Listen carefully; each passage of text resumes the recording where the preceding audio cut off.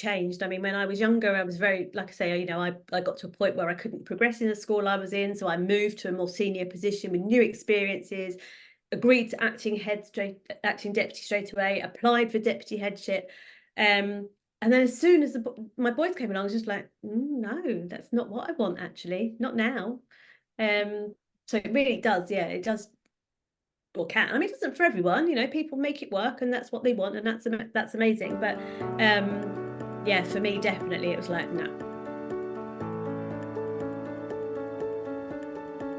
In today's video, I'm chatting to Claire, who is a tutor and a maths specialist.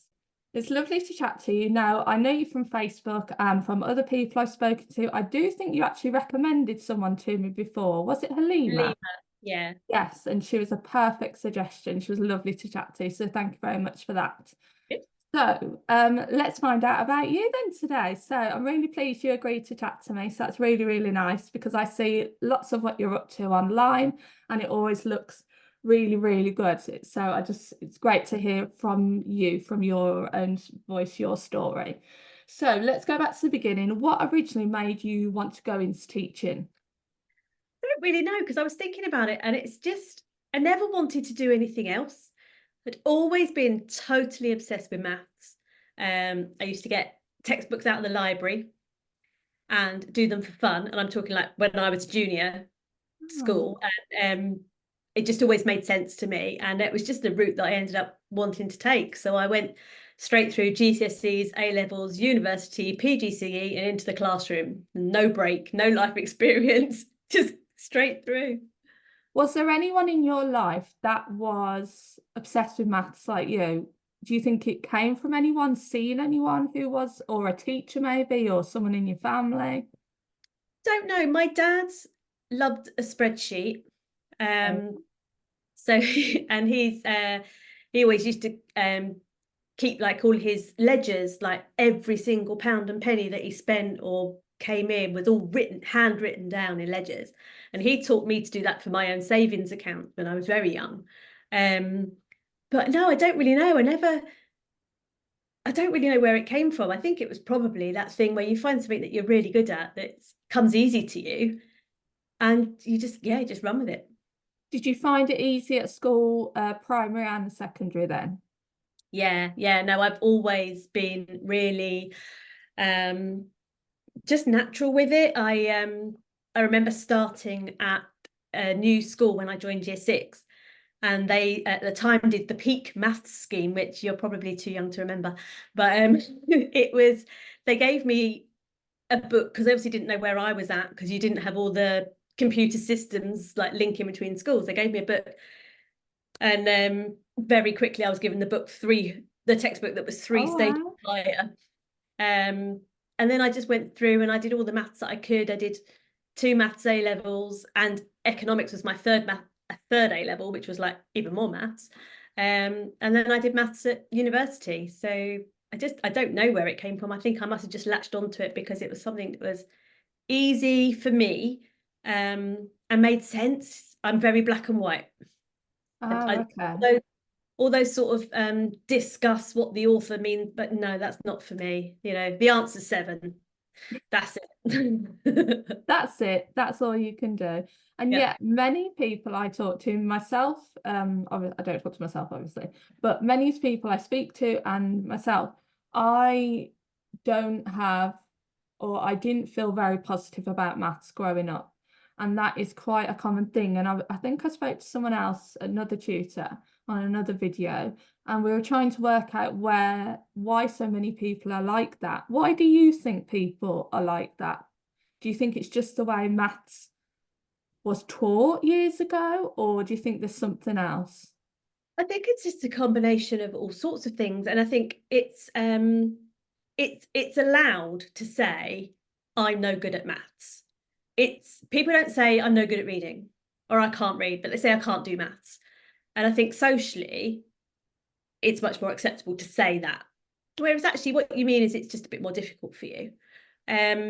So I think that certainly, from when I was younger, there's been so many different schemes and ways of learning. I mean, say when I went into year 6, I was given a textbook and I worked through it at my own pace, and that was the whole class. You know, everybody had, someone had book 4, someone had book 6, someone had book 7, and I was on page about measurement, but someone else was on a page about subtraction. Now that was my year 6 maths. I was like, right, what's your next page in the book? Off you go. So whether there just wasn't the support, I don't know, but I do know a lot of tutors that are now like, I found it really hard, and I don't want it to be like that for other children. Because the teachers I remember, especially my maths teachers at secondary, were really passionate about maths. And so I don't know where, and you know, if you ask them for help, they would help you. Because I remember before the maths GCSE, we had 2 days where we did like intense maths. I think we did it early so that it was a GCSE out of the way. Right. And I don't know if they do that anymore now, but we had that, and that got me through my maths. But those 2 days of just focusing on it was really, really helpful. So because the teachers were passionate about it, so I don't really know where that, maybe that thing of there wasn't that much support. So for example, if you liked maths, but if another student didn't like it and they were just stuck on that page the whole time, whereas now you have to differentiate and all this kind of thing. Yeah. So in your teaching experience then, let's go back to your PGCE. How did you find that? So my journey through university was a little bit weird, because I started training to be a secondary maths teacher, and I entered university on a 4-year maths and education course, which came out with qualified teacher status. But one of the very first things we did was go and do teaching practice in a primary school, and I just loved it. And I went to my tutor and I said, I think I've made a mistake. I think this isn't the route I want. I want to do this route. And she said, you know, sometimes we see student teachers and we think, right, you know, you'd be really good in that direction, and you'd be really good in that direction, and you'd be really good not in teaching at all.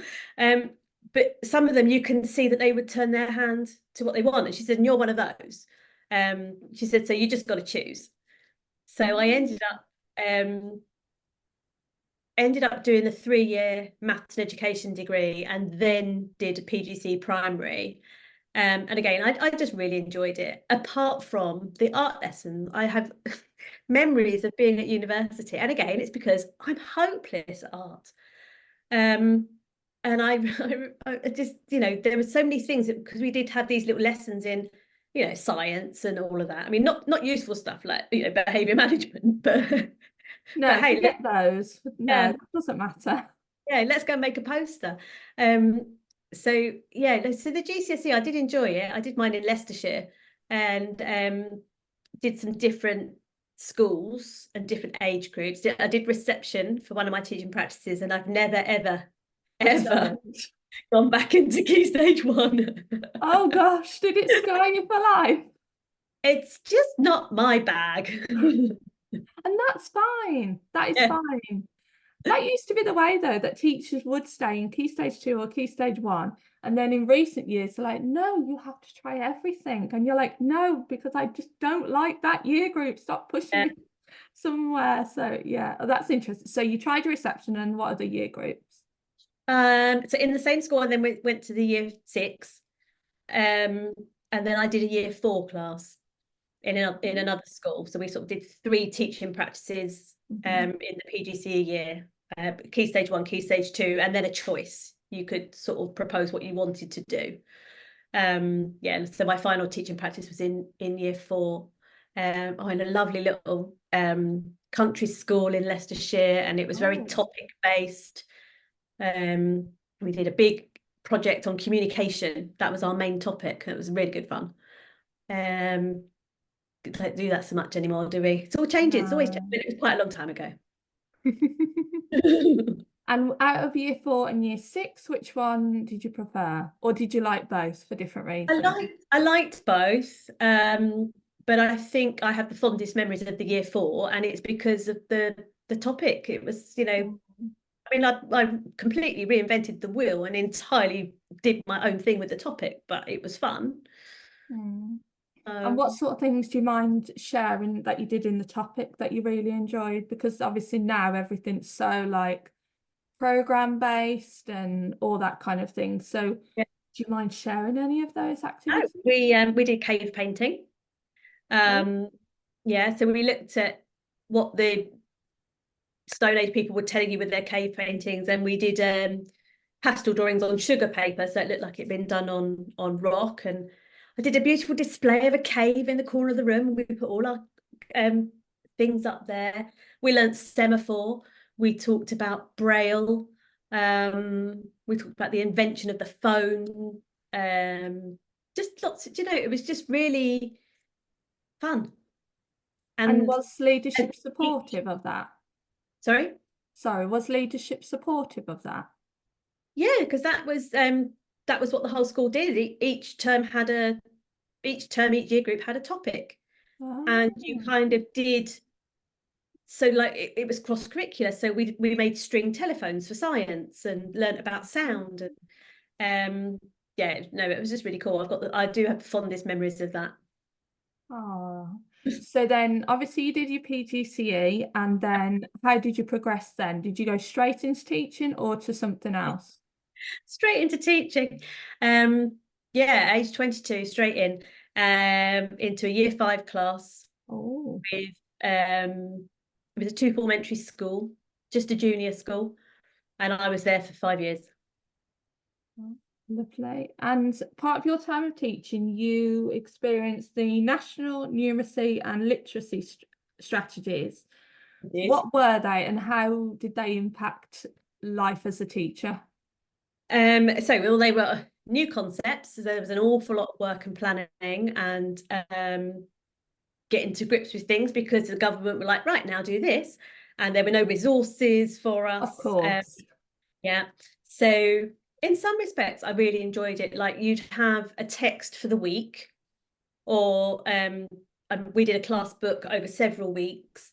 And then it was a big thing about having carousels of activities. Mm, So like I think it stems from it's sort of the start of the whole guided reading right. movement.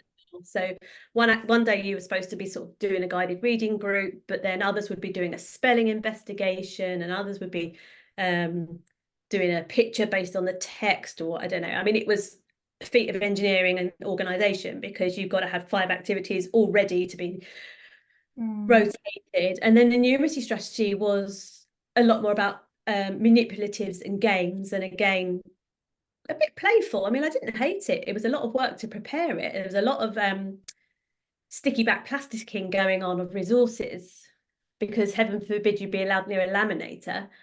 And it was all done. I mean, this makes me sort of sound like an absolute grandma, but it was all done on overhead projectors. oh, So I had a big boxy thing with a light in it that had a magnifying thing to project it up on the wall, and all my acetates, like see-through things that honestly, it's like the world was in color. I mean, it wasn't black and white time, you know, but it just feels like it. it seems though the curriculum was a lot freer and Yeah. a lot more choice from a teacher's point of view and a lot more very like early years, you know, Mm, how early years is kind of done now in classes where you've got those topics and then you just, you know, you go off in different directions. yeah. Whereas nowadays it's like, oh, you can only do that in nursery reception. You have to do serious work when you go from like year 1 upwards. Yeah, but I think it's also a technology thing because I think now it's so easy for schools to buy, you know, the Twinkle subscriptions or these units of work, Classroom Secrets and Planet and all those sorts of things, um, which, you know, in turn do save teachers time Mm, because you've got it, but it does take away the freedom. Um, you know, we did have national curriculum and there were things that we had to cover, and we did have to do electricity and we did have to do plants and nutrition and all of that sort of thing for science, but it just wasn't as guided because the internet wasn't as big a thing. I mean, I'm talking 1998 when I qualified. So, you know, I'd literally only just got an email address. So I just think it's a technology thing that has made a lot of changes now. But it was, oh yeah, I guess it probably was a little bit freer because you get told, well, you've got to do this topic. And there were books in the staff room, books and books and books of topics and big topic boxes and stuff, because you couldn't just go and search the internet for something because it didn't properly exist yet. It hadn't built up the resources. So I've got an awful lot of handmade, handwritten worksheets and activities, and yeah, lots. The topic boxes that you just mentioned bring back memories for me, because I remember them in the schools, whether it's me when I was just younger at school or whether it was when I was a new teacher. But you'd order them from the library, wouldn't you? And Yeah. there'd be all like toys and resources and books and I worked in like religious schools as well, so you'd get like things for different religions and all that kind of topic based stuff. Because obviously, like a lot of teachers go out and buy their own resources, so they start to click on, oh, we need to actually provide resources for teachers rather than constantly, because it takes a lot of time doing all those. If we calculate the amount of hours you've done over the years making resources on top of everything else you've been expected to do. It's a lot of time and money spent doing that. So, now, at one point in your career, you were an acting deputy head. How did that come about, and what was that like? So I was in my first school as NQT for 5 years, and I did 2 years year 5, 2 years year 3, and then back to year 5. And there just wasn't anywhere. I mean, I was young, single, child free, and I wanted to progress my career. But there was nowhere in my school for me to go. The senior leadership team were all in until retirement. The maths coordinator was quite happy with what she didn't want to let go of that. That was fine. So I needed to go and find something else. And I applied for a job in Kent. And it was, I went to this school, and it was a one, well, it wasn't even one form entry, it was 20 children per year group. So it had 5 classes, 4 of them vertically stacked, and the year 6 was standalone with 20 children in it. And this school was set on the side of a hill, and there was a meadow out the front, and then the school, and then a staged playground like up the hill. And you'd be teaching, and the cows would be on the meadow out the front, and the foxes would be running around. It was like being in Disney. And it was just delightful. And I got that job as a senior leadership team and year 6 teacher and maths lead.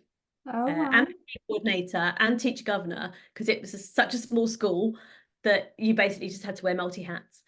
And then the head teacher moved on, and they didn't have anyone to take her place. So the deputy acted up, and then I acted up.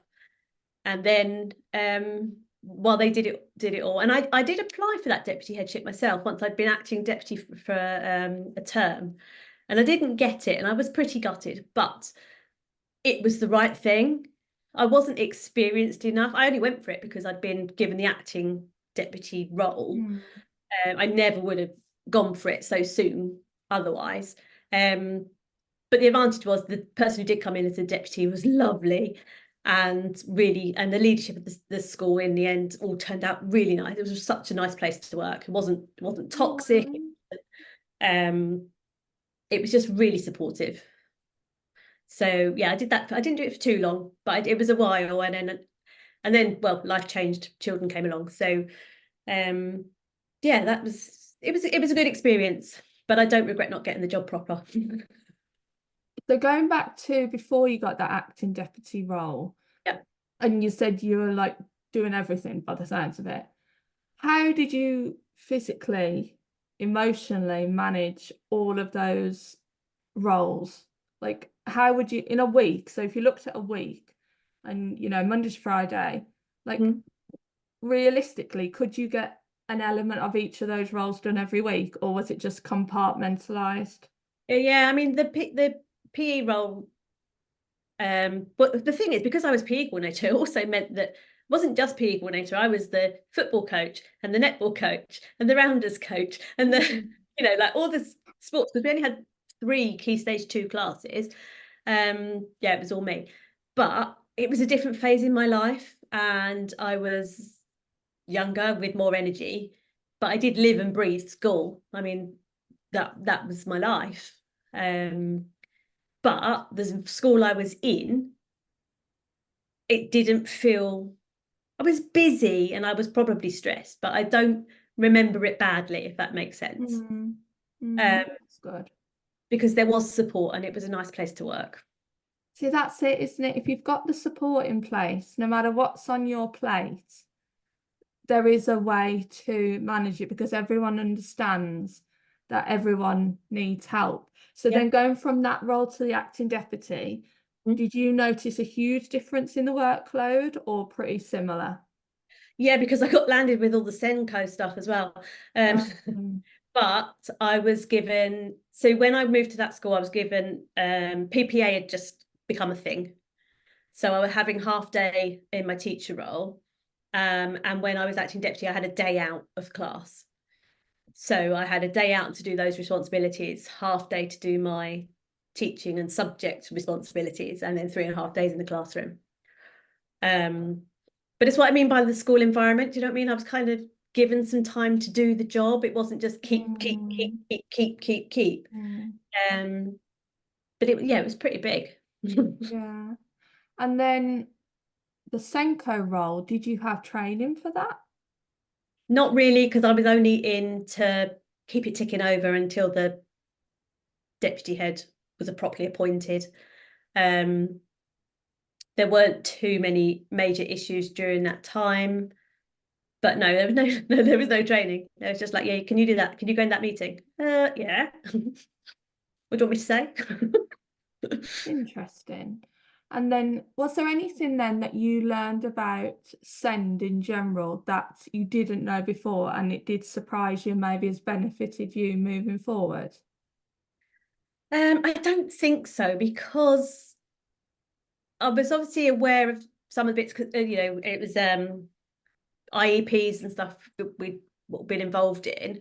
And so I just had to make sure that other teachers had done theirs or helped them with them and made sure that they were reviewed at the right time. Do you know what I mean? I was just keeping the pot boiling. I didn't have to do anything too major. So, and it wasn't something I could give an awful lot of time to because there were so many other things to do. So it may not have been the most supportive time for children and parents in the school, but we just kept it rolling.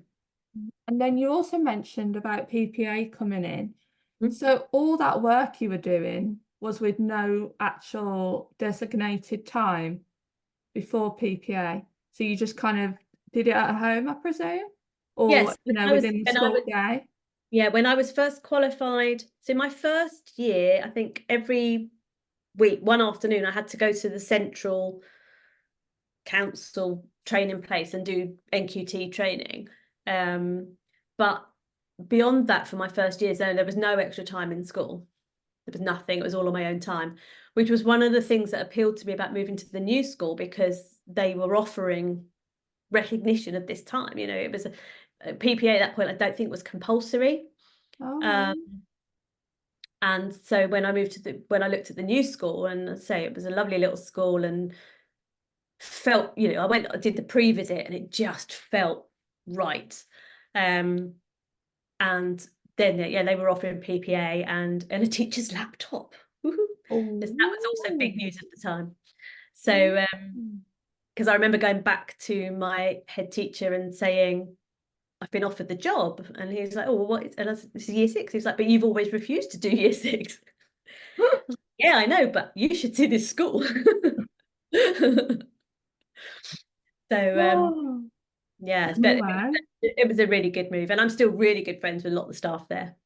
Oh, that's really good. And when you mentioned actually about getting a good feeling about a school, I think you do have to rely on that because a lot of people do apply for jobs without ever seeing a school. And you can't always get to see a school first of all. But I do think it is good to look around, because even if a school looks amazing on a website or amazing on an advert, I remember with university, I went to one university and I loved everything on paper.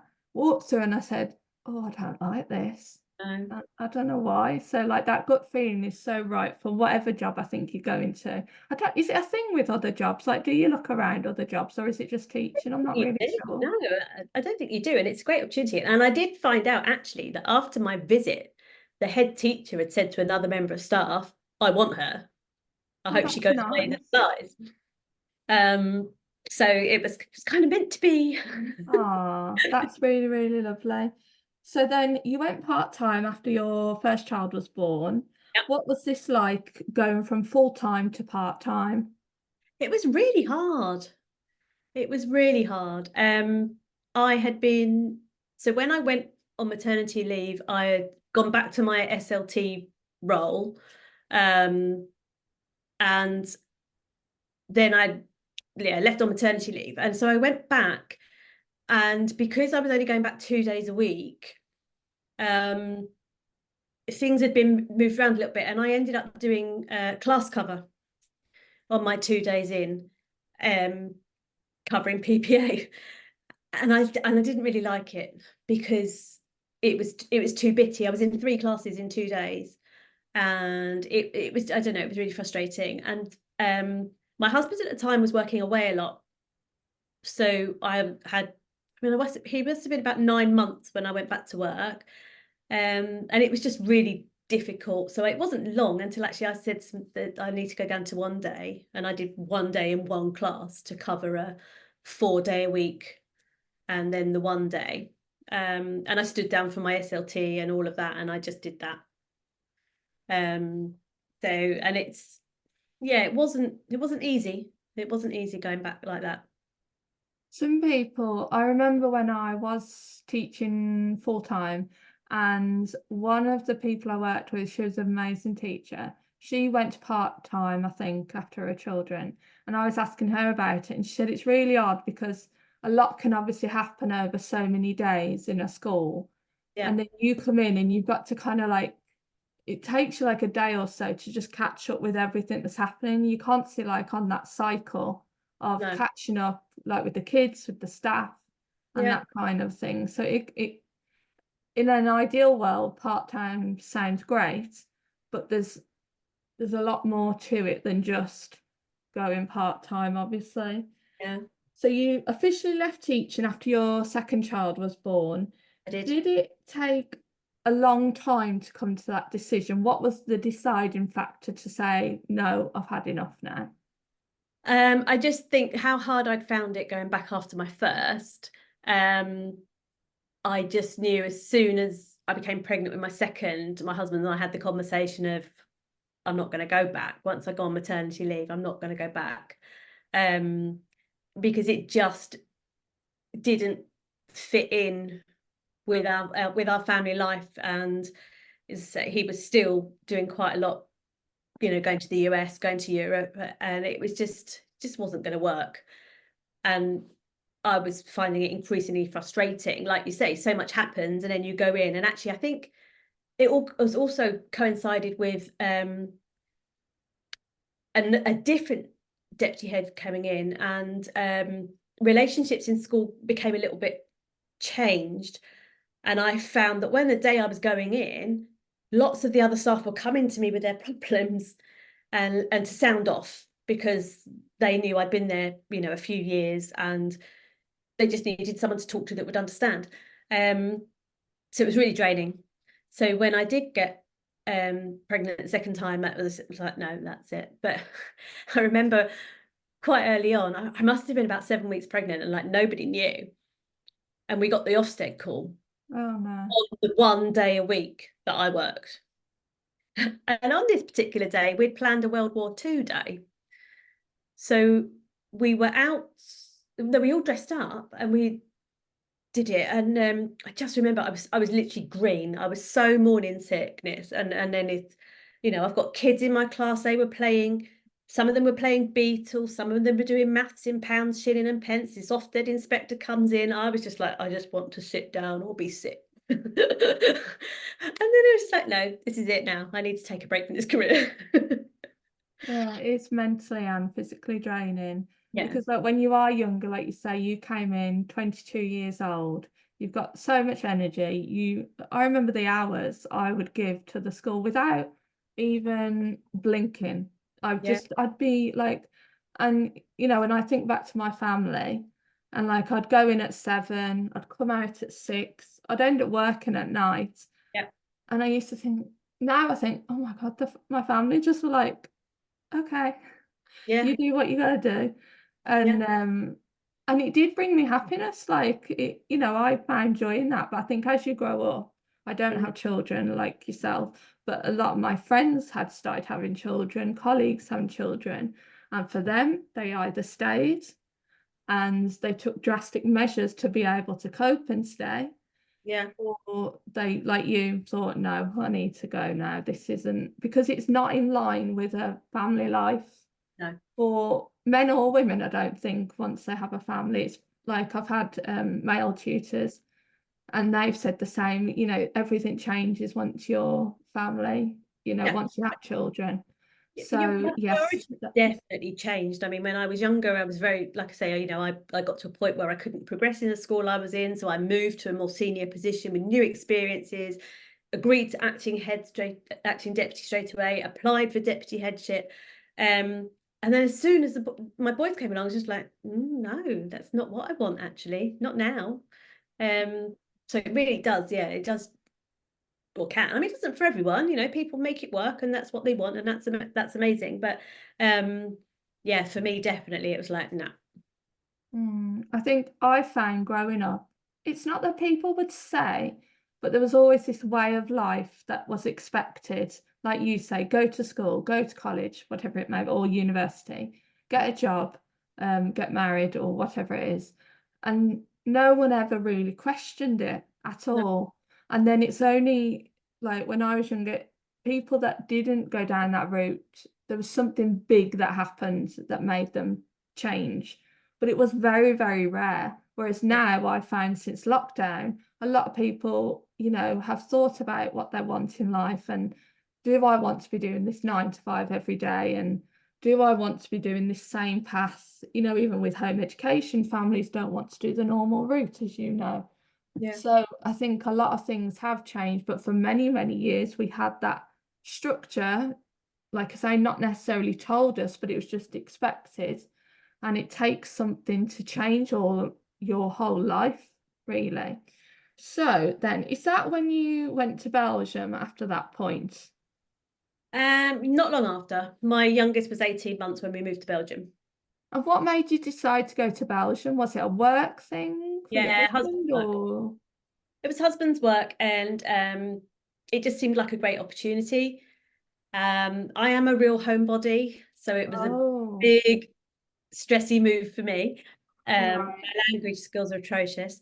But he had a great opportunity. So we moved out there for 3 years.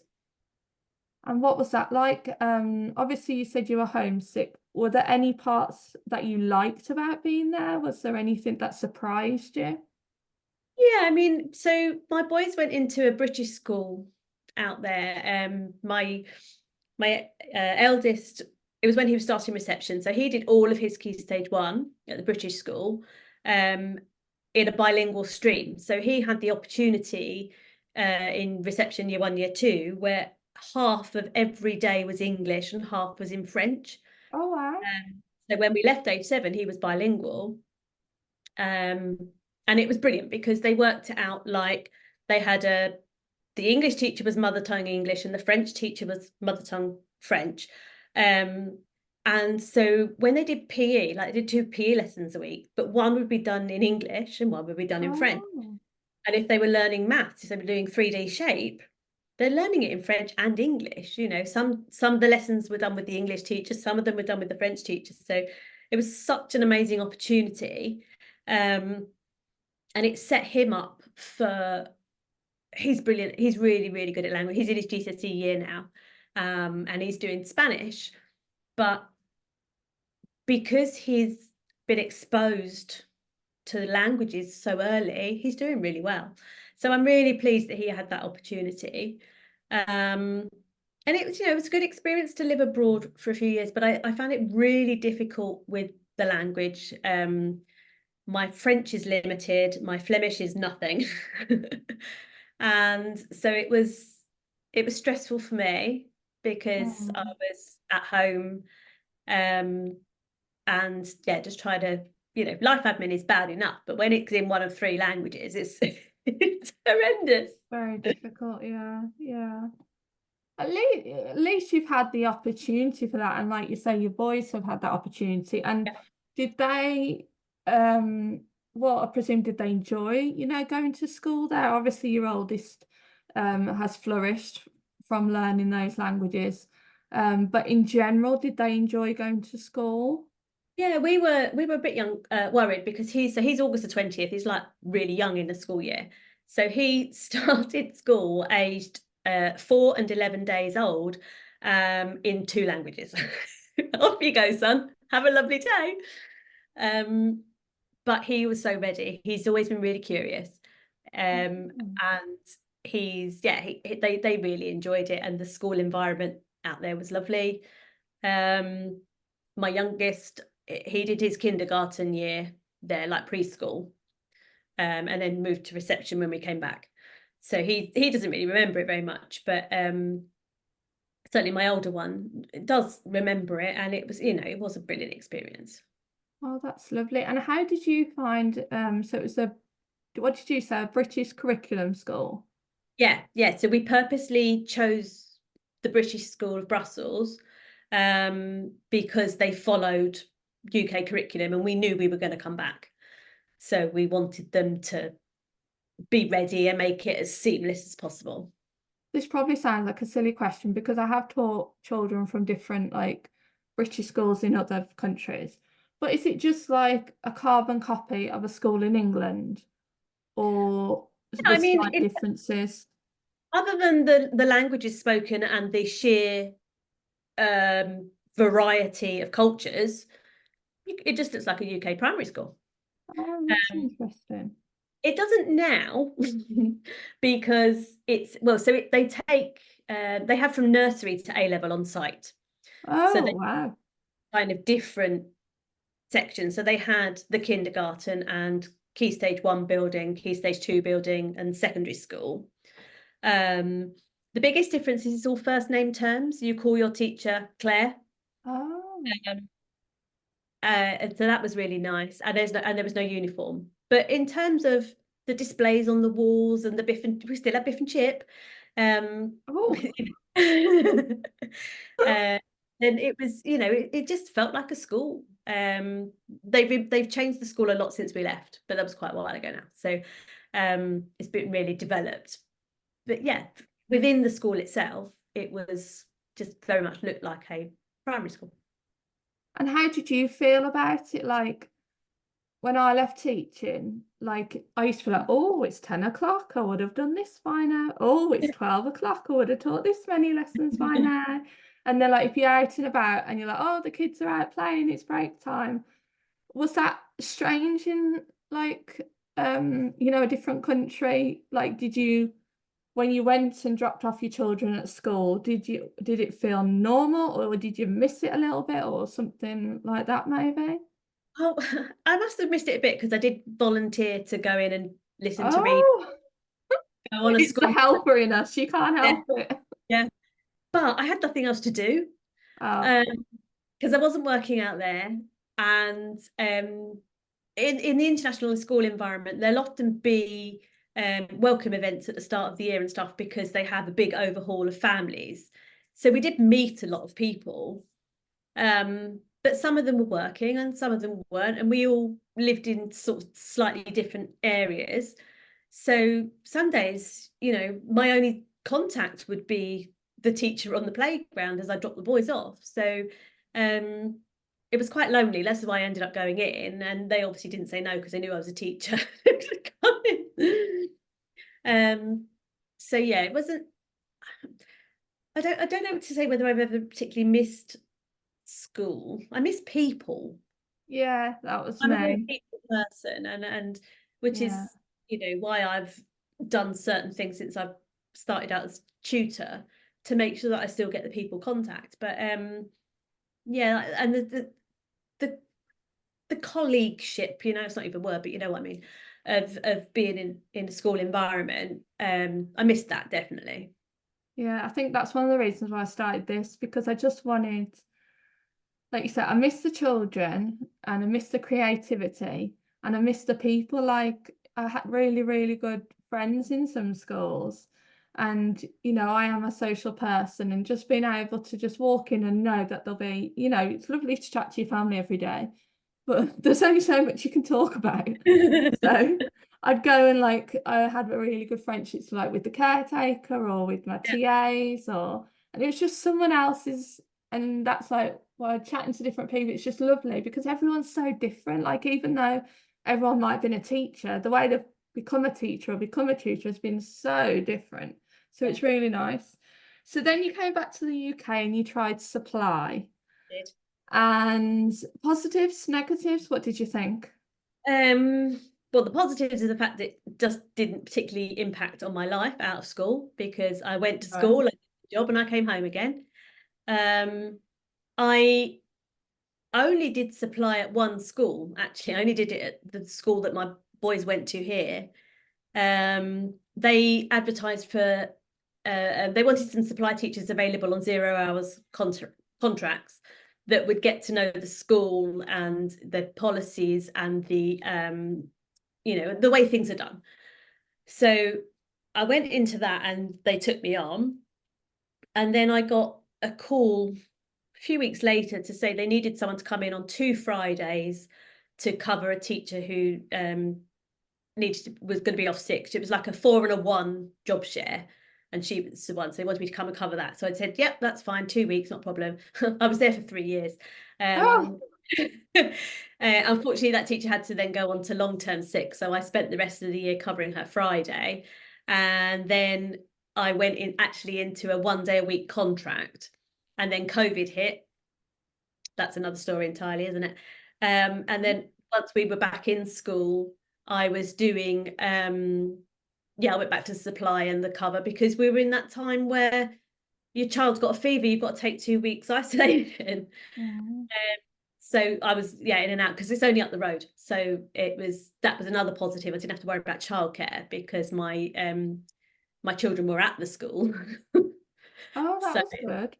it was quite handy. But And yeah, anything that you weren't quite keen on?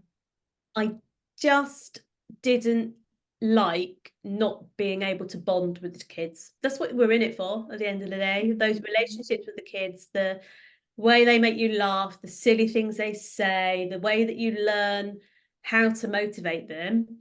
And you just don't have that with supply teaching. And you don't have, one of the things I found most hard, definitely, was the fact that the kids don't particularly, most kids aren't that bothered about what you think, and they don't try their hardest because they know you won't be there tomorrow. Mm. Um, and I know what it was like when we had a supply teacher at school. You know, you all the tricks in the book, get out of class. Oh, Miss always says that we can do this, that, or the other. And that was happening to me. So it just ended up, it just wasn't very satisfying, and I was exhausted. I had no stamina for teaching. When then did tutoring come up? So tutoring came up in 2022 when a neighbour messaged, does anybody know a maths tutor? And I thought, well, I messaged her and said, I used to do it many moons ago, because I did tutoring on top of the teaching when I was first qualified. And then I said, you know, well, I'm happy to try it. I mean, I'm not a secondary teacher, but I have, you know, 2 maths A levels and a maths degree. So they were like, yeah, that's fine. So we did that, and it was quite nice to sort of get into swing of it. And then a friend of a friend was like, oh, message Claire, and so then it was suddenly like another student. And then long story short is I went for a couple of other jobs, didn't get them, but it made me realize that actually setting up as a sole trader wasn't that difficult. Mm. And so I should start looking down the line, and then Power Up Tuition happened. So it officially started then 2022, is that correct? Yeah. Yeah. So what did it look like at that point then? Were you face to face? Were you online? Were you both? Did you have children come to your house? How did it work? I was face to face with them coming to me. I was charging absolute peanuts because it was just a case of I'm learning what to do. Kind of doing a neighbour a bit of a favour. And then I just thought, well, when I decided to start growing it, I thought, well, I can do a bit face to face. I can learn to be an online tutor. That's fine. Wasn't too keen on that because I get a lot of energy off of other people and being with people. So, but then all of a sudden it all took off face to face and I didn't need to worry about going online. So I've only taught one online session when one of my students the other week was ill. And we did it online. That's the only time I've done it. Oh, and do you go to the students' homes? I have a combination. I've got a couple of home ed students who I go to their homes. Most of my all the rest of my Key Stage 3 and 4 students come to my house, and all my Key Stage 2 work is done at the local junior school. Has anything surprised you about tutoring? How much demand there is. I just really thought, do a bit here and there, but I mean, I had 3 inquiries yesterday and 1 today, and it just keeps on coming. I'm not particularly marketing myself hugely strongly at the moment, but yeah, the demand has been really surprised me. I'd say everything I do is right here in my village, and yeah, that's definitely surprised me. Now, obviously, you've said about maths and you've got a maths club. How did that come about? So that was really early on. I'd had some ideas and I scoured Facebook locally to see what was about. And I had an idea for running an after school club based around maths. So I spoke to the head teacher at the school that I used to work at and suggested that I had this idea for a year 3-4 maths club after school, just playing games, times tables, mental maths, exploring. And I thought she would probably say no, but she didn't. She was totally like, yes, please come on in. We're clearing up after COVID. Any extra maths is amazing. So I run that as an external club. And it's really low cost to parents. It's £6.50 a session. And we just spend 45 minutes. We might do a maths, or you see my Facebook page, but we might do a maths craft or a game outside, or just make our own games. We just have fun, and we get loads of equipment. It's all about handling and exploring and building confidence and enjoyment. That sounds really good, actually, because that's bringing the fun to maths, like what we were talking about earlier, so that children don't think, oh, maths. Yeah. Oh, maths, lovely. One of the children, when she first started, she came into the classroom that I was using, and she just looked at me, she went, "Is this really a club for maths?" So I said, "Yes." She said, "And the only thing we're going to do is maths?" I said, "Yes." She went, "Right." I said, "But it's fun maths." I said, "You wait and see." And at the end, she did say, "You were right." And one of my friends around here, she put her daughter into the club, and her daughter was like, "Ooh." And actually, when it came to rebooking, her daughter said, "Can I do it again?" Oh. It's been really popular. I have 14 places in the club, and I've usually got a waiting list of about 10. Oh, wow, that's really Really, good. it's really popular. So then, as a face-to-face tutor, I went totally online, and because for me, I wasn't keen on all the traveling and all the resources and all that kind of, like, don't get me wrong, I love working with a child one-to-one. I love that in school and everything. But for me, it was just, I've just found so much traffic since lockdown near where I live, and it's just been a nightmare at times. So for me, it hasn't been my preference. However, I know for many, many tutors, including yourself, it works really, really well. Yeah. So for other face-to-face tutors, new face-to-face tutors, what would you say to them in regards to resources, in regards to booking families, what are the best tips for face-to-face tutors? So I have a box of everything. I've got a really useful plastic box, the branded one. And in that I've got dice and whiteboard pens and counters, number cards, rewritable post-it note type things, a little fishing game, glue sticks, pencils, scissors, rulers, rubbers, like all that sort of stuff. And that comes with me everywhere. Um, Oh. because that way I know that if ever we've got through whatever I've planned, I've got my dice and my number counters and my cards. There's a game. There's always a game. And I've got like 3 different kinds of dice in there as well. Four different kinds of dice. I'm a bit of a dice addict. I love dice. So there's always a game for us. I've got a nana shopping trolley. Oh, that intrigued. Yeah, that comes with me. So I put my box in there and my whiteboards and any exercise books that we might be using. And I trot off up the village with my nana trolley to school. Um, I've I, I've got a bit of I just love finding bargains secondhand. So things in the charity shops, Facebook Marketplace, Vinted. I've got all sorts of things. Around just random things that I've picked up because I'm determined to gamify as much as I can.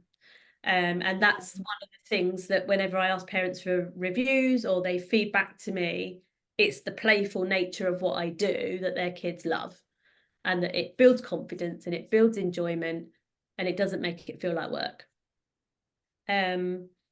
Regards to travel, I've been really strict on myself. I've been very fortunate. So I use the word village for where I live, but it's like an urban village on the outskirts of a town. But all my work is in the village.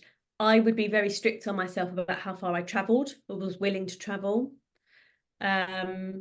Mostly my students that I work with in houses come to my house, so I can back to back them. It's only my daytime students whose houses I go to. I don't do my after school stuff, all comes here. Unless I've walked to the junior school where I've got my maths club or I've got my year 5, 6 groups. So just knowing your boundaries, what is reasonable to you? And if you do have to travel, are you thinking through you're plotting out your sessions? Don't have one here and one over there and one there. If you try and cluster. And factor in the travel into your pricing. So many tutors post, oh, I charge this much and it's a 10-mile drive. And it's just like, no. You've got to, that's all money for you. And that's all knowing your worth. And, that's what you need to definitely factor in when you're planning as a face-to-face in-person tutor. That does take time as well, because when you, especially coming from being a teacher, I remember I used to be like, oh, is this okay? Is this all right? And now I'm just like, no, this is my price, blah, blah, blah, blah, blah.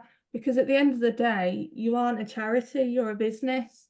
And as much as you want to support families, you do have to make a living, especially if you're a full-time tutor.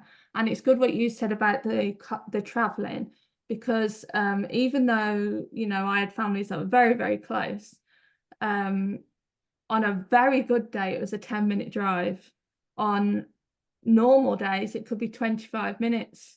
The traffic was so bad after school. And I think that's what made me slowly go to online, was because the constant, 25 minutes here, 25 minutes there, that's a lesson gone, time-wise. So like you say, better in the daytime, but by me, even in the daytime, the traffic is terrible. But I live in quite a condensed area. So look at your surroundings, definitely. You've got to take all that into account. But also, and this is definitely a soapbox of mine, I think that a lot of people see tutoring as a side hustle and pocket money. And it's not, it's a career, it's a job, it's a profession, it's an income. And when someone says to you, oh, well, will you do it for this? No. This is my price. Will you do a free session? No, I don't ask a plumber to come and, well, could you fix my sink so I can see your work for free, and then I'll decide if you'll do the whole bathroom. It just doesn't work like that. So, and I think that is a big mindset thing for tutors who are starting out, because most of us come from teaching where you don't have freedom and you don't have a choice, and you're right, you're always having to say, can I do this or do this or someone saying do it like that. And when you come out of that, you're not doing anyone a favor, you are doing a job. And so you do need to factor all that in. And like you say, if you're traveling too far to a job, then that's a whole lesson that you haven't been able to include. So just have to really think it through, because you're not supposed to get to burnout. This is supposed to be a better role. a better role, a better choice, and a better life. So yeah, definitely. Well, it's been lovely chatting to you. So for my final question, what is your tutoring name and where can people find you, and what are you currently offering? You've obviously mentioned a few bits here and there, but overall, what do you offer? So I'm on Facebook and Instagram as Power Up Tuition. I do work face-to-face in Woking. I've got a new project in the pipeline that I'm working on about helping parents with times tables at home, and sort of my playful learning and teaching and bringing that into your homes. So that's my next thing. It's a lot of work. I don't know when it's going to be ready, but it's happening. Yeah, is that everything? Is that what you said?